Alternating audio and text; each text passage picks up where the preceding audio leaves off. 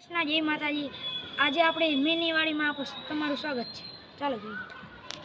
આ છે વાલરનો વેલો, તેમાં હજી ફૂલ આવ્યા છે, કેમ કે હજી હમણાં વાવી છું। આ છે દૂધીનો વેલો, એમાં ફૂલ આવ્યા છે, પણ એઠે છે ગલકાનો વેલો। અહીંયા પણ તુરિયા છે।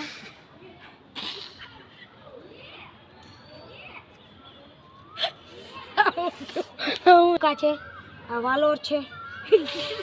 જય શ્રી કૃષ્ણ, જય માતાજી। માતાજી, આજે આપણે મીનીવાડીમાં તમારું સ્વાગત છે। તો જોઈએ, આ છે વાલોરનો વેલો,